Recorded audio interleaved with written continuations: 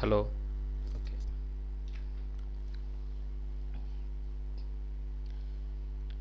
Hi guys. Modern Indian హిస్టరీకి సంబంధించి Indian national movement టాపిక్ని ఫ్రీడమ్ స్ట్రగుల్ గురించి చర్చిస్తూ ఉన్నాం. మితవాదుల దశని, ఏజ్ ఆఫ్ మోడరేట్స్ని, అతివాదుల దశని, అతివాదుల కాలంలో జరిగిన ఉద్యమాలని చాలా డీటెయిల్గా చర్చించాం. ఇప్పుడు గాంధేయ దశ గురించి, ఏజ్ ఆఫ్ గాంధీ పీరియడ్ గురించి చర్చిస్తూ ఉన్నాం మనం. ఈ దశలో భారత రాజకీయాల్లోకి వచ్చి ఉన్న గాంధీ ఎవరు, అసలు గాంధీ బ్యాక్గ్రౌండ్ ఏంటి అనేది ఒక బ్రీఫ్గా చూసాం మనం ఇప్పటివరకు. అసలు గాంధీ గురించి ఏం చర్చించలే, గాంధీ యొక్క బ్యాక్గ్రౌండ్ మాత్రం బ్రీఫ్గా చూసాం.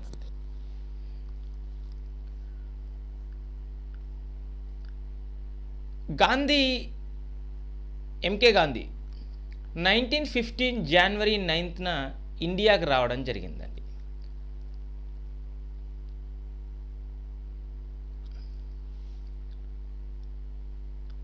ఎప్పుడైతే సౌత్ ఆఫ్రికాకి వెళ్ళాడో 1893 టైంలో 22 ఇయర్స్ అప్రాక్సిమేట్గా. ఆ 22 ఇయర్స్లో 2 టైమ్స్ ఇండియాకి వచ్చి వెళ్ళాడు ఆల్రెడీ. అది చాలా ఇంపార్టెంట్ పాయింట్, మీరు నోట్ చేసుకోవాల్సింది. ఒకసారి నేను చెప్తానండి. 1901 టైంలో ఒకసారి ఇండియాకి రావడం జరిగింది గాంధీ. 1896 టైంలో యాక్చువల్గా గాంధీ ఫ్యామిలీని తీసుకెళ్ళడానికి 1896లో వస్తాడు. ఆ తర్వాత 1901లో కూడా వస్తాడు. 1896లో వచ్చినప్పుడు కొంతకాలం ఉండి వెళ్ళిపోతాడు. 1901లో వచ్చినప్పుడు చాలా కాలం ఉంటాడండి. అప్రాక్సిమేట్గా 1 ఇయర్ ఉంటాడు. 8 months ఆర్ 1 ఇయర్, నాకు అప్రాక్సిమేట్ గుర్తులేదు కరెక్ట్గా. 1 ఇయర్ కానీ 8 months కానీ ఉంటాడు. అంత లాంగ్ టైం ఉంటారు, లాంగ్ పీరియడ్. ఈ కాలంలో కలకత్తా సెషన్కి కూడా అటెండ్ కావడం జరిగిందండి. ఆ కలకత్తాలో ఇండియన్ నేషనల్ కాంగ్రెస్ సెషన్ జరుగుతూ ఉంది. ఆ సెషన్కి అటెండ్ అయ్యాడు. ఇప్పుడు క్వశ్చన్ ఏంటంటే, చాలా ఎగ్జామ్స్లో ఆ గాంధీ ఎప్పుడు వచ్చాడనేది కాకుండా ఈ 2 టైమ్స్లో వచ్చాడు కదా. సౌత్ ఆఫ్రికా వెళ్ళినప్పటి నుంచి మళ్ళీ 1915 జనవరి 9 ఇండియాకి రాకముందు 2 సార్లు వచ్చి వెళ్తాడు. దాంట్లో 1901 మీద చాలాసార్లు క్వశ్చన్ రావడం జరిగింది, ఏ ఇయర్ వచ్చాడు అని చెప్పేసి. గాంధీ అటెండ్ అయిన first Indian national Congress session ఏంటిది అని అడిగాడు. Calcutta session, Indian national Congress. దీన్ని కొంచెం ఎక్స్పాండ్ చేయాలి. భవిష్యత్తులో దీన్నే ఎక్స్పాండ్ చేసేవాడు, ఈ సెషన్కి అధ్యక్షత వహించింది ఎవరు ప్రెసిడెంట్షిప్ తీసుకుంది అని అడుగుతాడు. దిన్షా ఈ వాచా అని ఒక మోడరేట్ నాయకుడు. ఇంకేదైనా ఫర్దర్గా ఎక్స్పాండ్ చేసి అడుగుతాడు. అంటే చిన్న పాయింట్ నుంచి ఫర్దర్ సోర్సెస్లోంచి అడుగుతూ ఉంటాడు. కాబట్టి ప్రతి అంశాన్ని కూడా కొంచెం బ్రీఫ్గా ఎంసీక్యూస్ రూపంలో కాకుండా కాన్సెప్ట్ రూపంలో చదవండి. ప్రాక్టీస్ బిట్స్ చేస్తే చాలా ఈజీ అవుతుంది. సో ఓకే, మనకి ఇప్పుడు అది పక్కన పెట్టేస్తే 1914కి వరల్డ్ వార్ 1 స్టార్ట్ అయింది. అప్పటికి గాంధీ లండన్ వెళ్ళిపోతాడు. లండన్ వెళ్ళి దాదాపు 8 months ఉండి తన ఫాలోవర్స్తో కలిపి పరిస్థితులు అనుకూలించక అప్పుడు మళ్ళీ ఇండియాకి వస్తాడండి.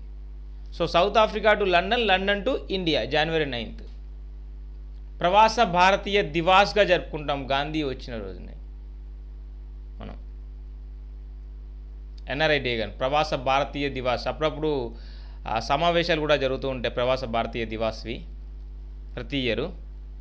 ఓకే, ఇప్పుడు మరి గాంధీ ఇక్కడికి వచ్చిన తర్వాత 1915 జనవరిలో వచ్చిన తర్వాత ఇమ్మీడియట్గా భారత రాజకీయాల్లోకి ప్రవేశించలేదు. కారణం, తనతో పాటు చాలామంది ఫాలోవర్స్ వచ్చారు. ఒక పక్క బ్రిటిష్ ఏం చేస్తుంది, వరల్డ్ వార్ 1లో నిమగ్నమైంది పూర్తిగా. ఇతనికి షెల్టర్ కూడా లేదు ఇంకా గాంధీకి ఇక్కడ పూర్తిగా. తనతో చాలామంది ఫాలోవర్స్ వచ్చారు, వాళ్ళకి షెల్టర్ లేదు. సో చాలా కారణాలు ఉన్నాయి. 1915 నుంచి 1917-18 అంటే 17కి 2.5 years పూర్తిగా పొలిటికల్గా ఇన్యాక్టివ్గా ఉంటాడండి గాంధీ. ఎలాంటి కార్యకలాపాల్లో పాల్గొండు, బట్ భారత పరిస్థితిని అర్థం చేసుకుంటూ ఉంటాడు. ఎప్పుడైతే అతను ఇండియాకు వచ్చాడో ఇక్కడ భారత యూత్ యొక్క మన్నన పొంది వరల్డ్ వార్ 1లో సైన్యాన్ని పంపడం కోసం చాలామంది యూత్ని రిక్రూట్ చేసి రిక్రూట్ అండ్ సర్గాన్గా పిలువబడతాడు గాంధీ. అంటే బ్రిటిష్ వారికి సపోర్ట్ ఇస్తాడు, వరల్డ్ వార్ 1లో పిలుపునిస్తాడు. అలాంటి చెప్పాను, గాంధీకి బ్రిటిష్ రాజ్యాంగం పట్ల, అడ్మినిస్ట్రేషన్ పట్ల 100% ట్రస్ట్ ఉందని. ఇది చర్చించే ముందు గాంధీ పిలుపు సంగతి పక్కన పెడితే 1917లో 1916, 1917 మధ్యకాలంలో ఏం జరిగింది? అత్యంత ముఖ్యమైన ఇన్సిడెంట్ హోమ్ రూల్ ఉద్యమం జరిగింది. హెచ్ఆర్ఎం ఏ రకంగా ముగిసింది? హెచ్ఆర్ఎం హోమ్ రూల్ మూమెంట్ అనేది బ్రిటిష్ వారు సప్రెస్ చేశారు, అణిచివేశారు ఉద్యమాన్ని. క్యారెక్షన్ స్టిక్ పాలసీ, కొంతమంది అరెస్ట్ చేశారు, ఆగస్ట్ డిక్లరేషన్ ఇచ్చాడు. మాంటేగ్ డిక్లరేషన్ లేదా ఆగస్ట్ డిక్లరేషన్ అని చెప్తాం మనం. ఆగస్ట్ డిక్లరేషన్ ఏంటి? వరల్డ్ వార్కి సపోర్ట్ ఇవ్వండి, వరల్డ్ వార్ అవడంతోనే మీకు self rule with responsible government, బాధ్యతాయుతమైన ప్రభుత్వంతో స్వయం పాలన ఇస్తామని చెప్పేసి మాంటేగ్, అప్పుడు సెక్రటరీ ఆఫ్ స్టేట్ మాంటేగ్ ఉన్నాడు, అతను డిక్లరేషన్ చేస్తారు ఆగస్ట్ 20కి. దాన్ని ఆగస్ట్ డిక్లరేషన్ అంటాం మనం. సో ఇవన్నీ కారణాల వల్ల, అంటే బ్రిటిష్ వరల్డ్ వార్లో ఉండడము, ఇతనికి బ్రిటిష్ పట్ల కొంత విశ్వాసాన్ని కలిగి ఉండడము, వారి అడ్మినిస్ట్రేషన్ పట్ల ట్రస్ట్ని కలిగి ఉండడము, ఆగస్ట్ డిక్లరేషన్ ఆల్రెడీ వచ్చి ఉండడము, సెల్ఫ్ రూల్ ఇస్తామని చెప్పేసి, ఇతనికి షెల్టర్ లేకపోవడం, ఇవన్నీ కారణాలతో పొలిటికల్గా ఎలాంటి ఎక్స్పెరిమెంట్ కానీ ఇన్వాల్వ్మెంట్ కానీ లేకుండా ఉన్నాడు గాంధీ ఒక 2.5 years వరకు. గాంధీ పొలిటికల్ స్టంట్ అనేది, ఆ పొలిటికల్ ఫస్ట్ ఇన్సిడెంట్ అనేది చంపారన్తో స్టార్ట్ అవుతుందండి. చంపారన్ ఫీనిక్స్ ఆశ్రమంలో సత్యాగ్రహ, ఆల్రెడీ చెప్పాను నేను, సత్యాగ్రహ అనేది ఒక ప్యాసివ్ రెసిస్టెన్స్లో ఒక మార్గం. మీరు బిపిన్ చంద్ర బుక్ ద్వారా వెళ్తే గాంధీజీ యొక్క ఐడియాలజీ డీటెయిల్గా ఎక్స్ప్లెయిన్ చేస్తారు దాంట్లో, బిపిన్ చంద్ర బుక్లో. అంటే సత్యాగ్రహ పైన గాంధీజీ యొక్క ఐడియాలజీ ఎలా ఉంది, ఆ నిజం కోసం పోరాడంలో కష్టాల్ని సుఖంగా అనుభవించాలి, కానీ హింస చేయకూడదు, ప్యాసివ్ రెసిస్టెన్స్, నిష్క్రియాత్మక ప్రతిఘటన చేయాలి. ఒకవేళ మీకు వ్యతిరేకంగా చట్టం తెచ్చారా, వచ్చి నిరసన చేపడదాం, కానీ ఎలాంటి హింస చేయకూడదు, అహింసాయుత మార్గంలో నడవాలి అంటాడు గాంధీ. గాంధీ ఉద్దేశంలో గాంధీ ఏమంటాడంటే, సత్యాగ్రహ అనేది పిరికివాడి ఆయుధం కాదు, ఎంతో ధైర్యవంతుడి ఆయుధం అంటాడు. ఎందుకంటే ఎంపైర్ అణచివేయడానికి వస్తూ ఉంది, నువ్వు చావడానికి కూడా సిద్ధంగా ఉండాలి అవసరమైతే సులువుగా. సో చావడానికి సిద్ధంగా ఉన్నావంటే నువ్వు పిరికివాడు అని కాదు అని మీనింగ్స్ గాంధీ ఉద్దేశంలో. ఒకవేళ పిరికి వాళ్ళ బతికే కంటే ఆయుధం చేతబట్టి హింసాత్మకంగా బతకడం మేలని కూడా అంటాడు గాంధీ. సత్యాగ్రహ అనేది పిరికివాడి ఆయుధం కాదు, ఎంతో ధైర్యవంతుడు ఆయుధం. ఒకవేళ నువ్వు రివర్స్ పోవాల్సి వస్తుంది, పారిపోవాల్సి వస్తుంది, అలా పారిపోయి పిరికి పందగా ఉండే బదులు ఆయుధం చేతబట్టి పోరాడమే బెటర్ అనే ఐడియాలజీతో ఉంటాడు గాంధీ. గాంధీ ఐడియాలజీ కొంత డిఫరెంట్గా ఉంటుంది.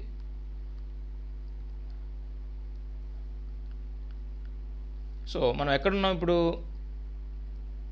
Okay, Gandhiji first political experiment ఇండియాలో రైతు ఉద్యమాలు, కార్మిక ఉద్యమాలతో స్టార్ట్ అవుతుందండి. ఫస్ట్ సత్యాగ్రహ చంపారన్, బీహార్లో జరుగుతుంది, నార్థన్ బీహార్. మొత్తం గాంధీజీ లైఫ్లో ఫస్ట్ సత్యాగ్రహ అనేది 1906 సౌత్ ఆఫ్రికాలోనే జరుగుతుంది. కానీ భారతదేశంలో ఫస్ట్ సత్యాగ్రహ అనేది చంపారన్లో జరుగుతుంది. సో ఫస్ట్ మనం ఇప్పుడు గాంధీజీ 1917 చంపారన్ సత్యాగ్రహ గురించి చూద్దాం. ఏప్రిల్ ఆ టైంలో జరిగింది నార్థన్ బీహార్లో. భారతదేశంలో ఇది గాంధీజీ యొక్క మొదటి సత్యాగ్రహ అండి. ఫస్ట్ పొలిటికల్ ఎక్స్పెరిమెంట్ లేదా ఫస్ట్ సత్యాగ్రహ ఎక్స్పెరిమెంట్. ఏంటి యాక్చువల్గా 1916 ఏం జరిగింది? లక్నో ప్యాక్ట్ జరిగింది. మితవాదులు అతివాదులు కలిసిపోతారు.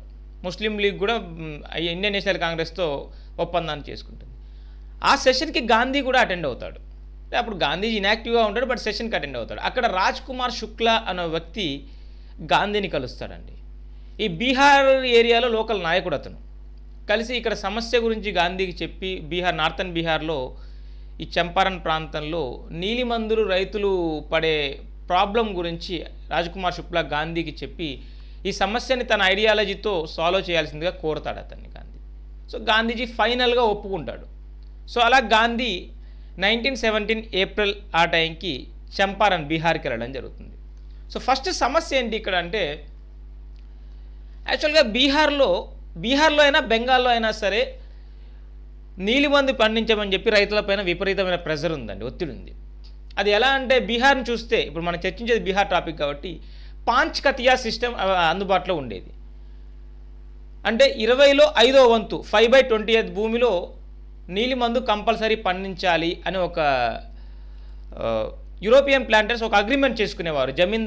జమీందారులు యూరోపియన్ ప్లాంటర్స్ కలిపి రైతులతో చేసుకునేవారు. ఏంటి, నీకు ఎంత భూమి ఉంది, దాంట్లో 20లో 5వ వంతు నీలిమందు పండించాలి కంపల్సరీ.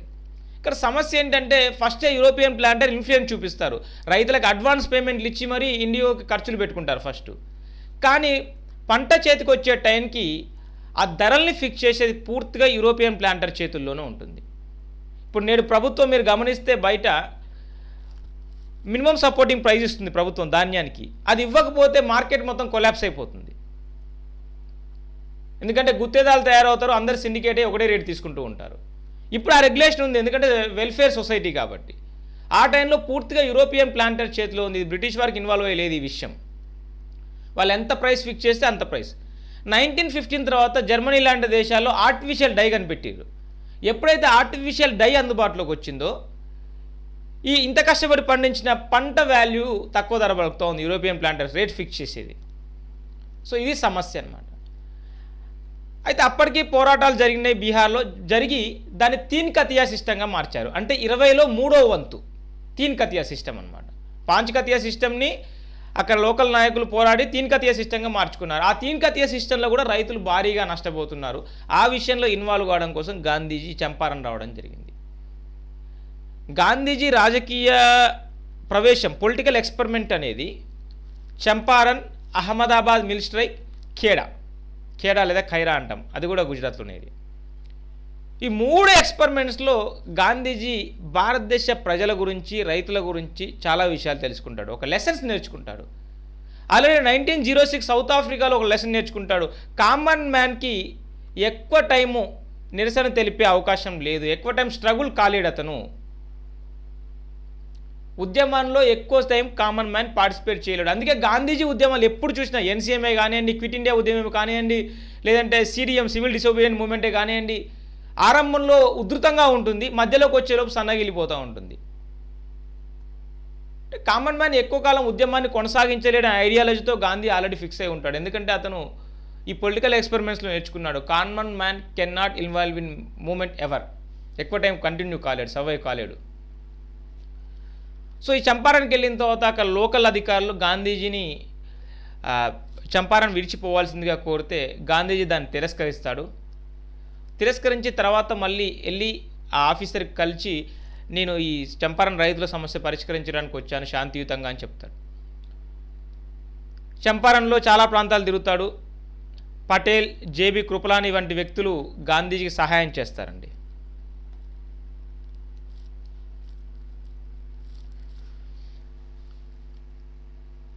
ఫలితంగా గాంధీ అనేక మంది రైతుల్ని కలిసి ఒక విశిష్టమైన ప్రాసెస్ని తీసుకొస్తాడు. అదే సిగ్నేచర్ క్యాంపెయిన్, సంతకాల సేకరణ. వివిధ రకాల రైతుల దగ్గర నుంచి సంతకాలు సేకరించి ఆ పిటిషన్ అనే ఆ వినతి పత్రాలు అన్నీ తీసుకుపోయి బ్రిటిష్ ఆఫీసర్స్కి సమర్పిస్తాడనమాట. ఏంటి, మాకు ఇది లాభదాయకంగా లేదు, బలవంతంగా యూరోపియన్ ప్లాంటర్స్ మాతో చేపిస్తున్నారు, ధర కూడా గిట్టుబాటు కావడం లేదని చెప్పేసి వాలంటీర్గా సిగ్నేచర్ క్యాంపెయిన్ చాలా శాంతియుతంగా. ఒక పట్ట బ్రిటిష్ ఆల్రెడీ వరల్డ్ వార్ 1లో ఇన్వాల్వ్ అయ్యింది, ఎలాంటి స్టెప్ వేసినా సరే సప్రెస్ అవుతుంది మూమెంట్. అలాంటి టైంలో సిగ్నేచర్ క్యాంపెయిన్తో ఆ ప్రజలందరినీ కూడా అట్రాక్ట్ చేస్తారు చాలా సింపుల్ మెథడ్తో. తీసుకెళ్ళి ఒక 3000-5000 ఫైల్స్ తీసుకెళ్ళి బ్రిటిష్ వారికి పిటిషన్ రూపంలో ఇస్తాడు. బ్రిటిష్ వారు దెబ్బకి షాక్ అవుతారు ఈ సిగ్నేచర్ క్యాంపెయిన్ని చూసి. సాటిస్ఫై అవుతారు బ్రిటిష్ వారు కూడా, ఈవెన్ ప్రజలు కూడా సాటిస్ఫై అవుతారు. అప్పటి నుంచి బాపు మహాత్మా అని పిలవడం స్టార్ట్ చేస్తూ ఉంటారు గాంధీని. సో ఫైనల్గా బ్రిటిష్ వారు కమిషన్ వేసి అఫీషియల్గా ఆ యూరోపియన్ ప్లాంటర్స్ యొక్క ఒత్తిడిని తగ్గించి అప్పుడున్న మార్కెట్ ధరలో 25% ధరని నష్టపరిహారంగా రైతులకు చెల్లించే విధంగా కమిషన్ వేస్తారండి. సో ఇది చంపారన్లో ఉన్న సమస్య, గాంధీ పరిష్కరించిన తీరు. ఇక్కడ ఏమర్థమైంది మనకి, చాలా ప్రాక్టికల్ మెథడ్లో రైతుల్ని, ఏదైతే చంపారన్ నీలిమందు రైతులు ఉన్నారో వాళ్ళందరూ నిరసనలు జరిపి ప్రభుత్వాస్తులకు నష్టం కల్పించకుండా సిగ్నేచర్ క్యాంపెయిన్తో సింపుల్గా తీసుకెళ్ళి ప్రభుత్వానికి ఒప్పచెప్తాడు. సో ఆ విధంగా శాంతియుత మార్గంగా, పూర్తి అహింస మార్గంలో ఈ సమస్యను, చంపారన్ సమస్యను పరిష్కరించడం జరుగుతుంది గాంధీ. సో దీంతో గాంధీజీ పేరు దేశవ్యాప్తంగా మారుమోగడం జరుగుతూ ఉంటుంది. ఇది బేసికల్గా అంటే చంపారన్లో గాంధీ పరిష్కరించిన ఆ తీన్ కతియా సిస్టమ్ ఫలితంగా యూరోపియన్ ప్లాంటర్స్ అందరు వెళ్ళి బలవంతంగా ఇండిగో పండించడం రద్దయిపోతుంది విధానం అనేది. దాంతోపాటు అప్పుడున్న మార్కెట్ రేట్లో 25% రేట్ని నష్టపరిహారంగా ప్లాంటర్స్ రైతులకు చెల్లించే విధంగా ఎంపైర్ చర్యలు తీసుకుంటుంది. తీన్ కతియా విధానం రద్దయిపోతుంది. సో ఇది Gandhi practical approach in Champaran issue. First political experiment Champaran ఇష్యూనే 1917 ఏప్రిల్. ఫస్ట్ సత్యాగ్రహ, దానికి వ్యతిరేకంగా సత్యాగ్రహ చేపట్టి ఆ సంత సిగ్నేచర్ క్యాంపెయిన్ చేపడతారు గాంధీ. ఇది బేసికల్గా చంపారన్లో జరిగిన ఇష్యూ అండి. సో నెక్స్ట్ గాంధీ పొలిటికల్ కెరీర్లో ఇంకోటి Ahmedabad mill strike and Kheda ఉద్యమం, ఈ రెండు కూడా చూద్దాం.